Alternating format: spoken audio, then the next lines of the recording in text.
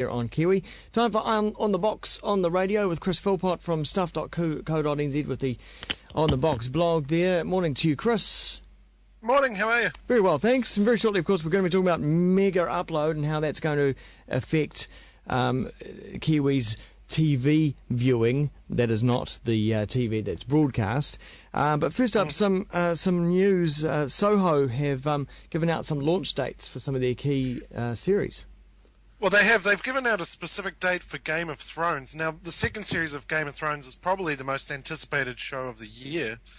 Certainly for me, it's one of the shows I'm looking forward to this year to see, if it can improve on the first series. From all accounts, if you talk to anyone who's read the book, they'll tell you that the second book is better than the first book. So it should be a great series. Now, Soho have confirmed to me, and this is an exclusive for your show, that the second series of Game of Thrones will be launching on Soho Monday, April 16th awesome. at 8:30. That's not far away at all.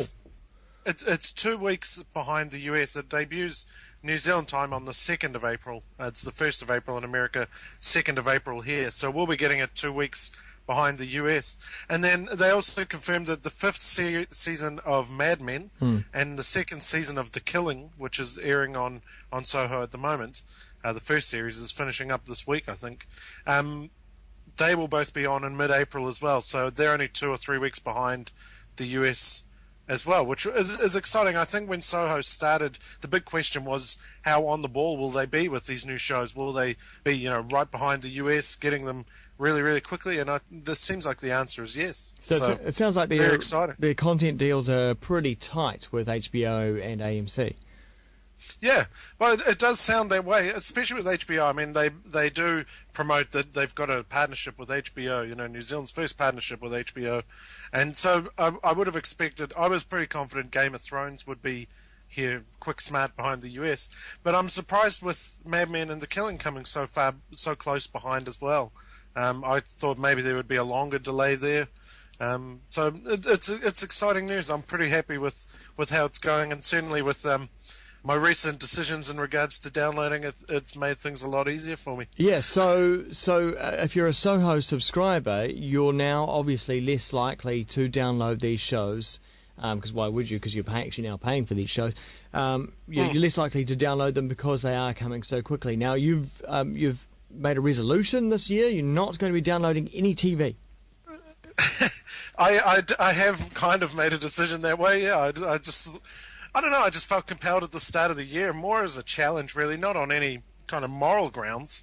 Like, I'm not suddenly going to be the guy that tells you off for downloading, but I was just compelled to see, with Soho being here and things being so quick behind, and then the shows that are on your standard broadcast networks, TV 1, 2, 3, they're not shows that I need to see straight away usually. Yeah. So I was just compelled to see if I could get by without downloading. So really was the question. So the question. For me, the question's coming about one particular show that I think you consider to be the best show on TV, Breaking Bad, which has not been screening here in New Zealand. As far as I know, Soho doesn't have it either. The new series will be airing at some stage in the States this year. It won't be coming to New Zealand. Who knows if it does? It might be years away. What are you going to do, Chris Philpott? I don't know. The 5th series of Breaking Bad starts in July. I think it's the first week of July. AMC is tossing around. They haven't set a date yet, but that's when they're tossing around for it to debut. I don't know what I'm going to do. Resolutions are made to be broken. Maybe I don't know. Maybe I can find a loophole. Get someone else to download it for me or something like that. So that brings us on to the Megaupload story, because that's a key situation where New Zealanders feel that they are at a disadvantage in this global internet where very popular TV shows like Breaking Bad screen in the States, and there are people talking about it on social media and blogs and news sites. We feel at a disadvantage if we don't download it and watch it as soon as we can and stay up with the play with the States. And that is where a site like Megaupload, illegal as it is, with copyrighted material, was helpful for people to get these types of shows, right? Yeah, well, I think not even just Mega Upload, because Mega Video was part of that as well, and I think Mega Video might even have been more widely used by New Zealanders than Mega Upload for downloading. Mega Video, of course, being the streaming equivalent, where the shows would be up there, you could just play them like a YouTube clip. So I think for New Zealanders, it's a huge loss to have this website taken down. But as I kind of feel like it shouldn't be as big a story as it is, because the internet is kind of this living entity, and it's not something that you can kind of cut off its head and it'll die. You know, taking out Mega Upload's not going to stop piracy. Something else will just rise up in its place. You know, we had registered account P2P back in the day for music downloads. You know, things like Napster and LimeWire, and then they became bad, so we went to anonymous torrents.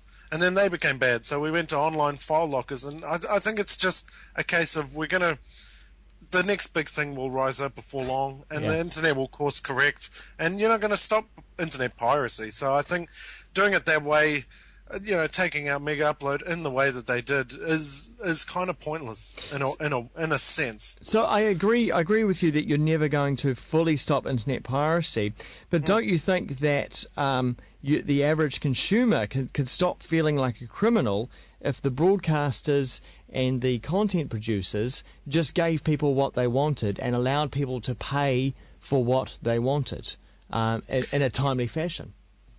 Yeah, I think some kind of exclusivity thing, having premium content available online with a, kind of a subscription service, something like that would definitely work. And I think that's got to be the way that these networks start looking. It's going to be easier eventually. And the day is coming, as I say, the internet will find an alternative, so you're not going to stop piracy. And the day is coming when people like HBO and like, the recording industry of America and the MPAA just decide, listen, this is too much work. We need something else that's going to stop this from happening. Yeah. And that's where a premium content solution would be the answer, I guess. It is this thing where we're kind of being told that piracy is so bad. And it happens in subtle ways as well. I think it was Man Bradbury pointed out on his blog that it was 500 million was the losses for the people that wanted Mega Upload taken down, and they sent in 76 cops and a armed defenders squad. Where Alan Hubbard, for example, cost the country 1.7 billion. And there weren't any people going after him. So it's this thing where we're kind of told that piracy is more severe than other crimes in subtle ways as well as big ways. And I think that's really the wrong way to go. And eventually they'll realize that emotional blackmail isn't going to work on us.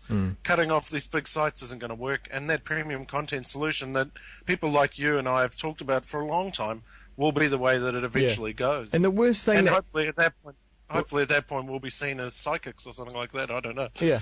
And it's just getting back to that point. The worst thing that the content industry, the entertainment industry, the music industry, the movie industry, the TV industry can do is make their consumers, the people who love their products, feel like criminals. People actually do want to pay for this stuff. They want to pay for it, but they want an easy way to pay for it. They want it at a reasonable price, and they want it as soon as they can. Okay, so let's move on from that. What is coming up on TV screens this week? Well, there's quite a bit coming up this week. Of course, Media 7, one of my favourite shows, and I think Russell was just on your show. He's back on Thursday at 9 on TVNZ 7, so I'm quite looking forward to that. That's always a really good watch. Yep. The Dexter finale is next Tuesday, the final of Series 6 of Dexter, next Tuesday, 8:30 p.m. on Soho. Now, we might talk about this next week because there's a development happening on the show which is quite disturbing, and it started last night, and I'm a little bit troubled by it, so we might talk about that next week. Okay. And then next Tuesday as well, 9:30 p.m. MTV have an interesting show starting. You won't believe this. It's called Death Valley. It's a mockumentary show. It's done in the style of a reality show following around cops, but it's set in a fictional valley in America. Well, Death Valley. It's a fictional version of Death Valley in America where all of a sudden zombies and vampires and all kinds of monsters start showing up and the cops have to deal with them. And it's just a comedic kind of splatter horror show. Very entertaining and certainly something that'll be worth checking out if you've got access to MTV. This is MTV trying, as the last dying throes of vampire and zombie kind of that thing that's in fashion. They're trying to get a hold of it just before it fully goes. I think it's hilarious that MTV goes, let's do something original, and it's a mockumentary reality show. Come up with something more original. Why is it that? But anyway. Excellent. Thanks very much, Chris. No worries. On the box on the radio with Chris Philpott there, and you can find him over at stuff.co.nz in the entertainment section, and Chris Philpott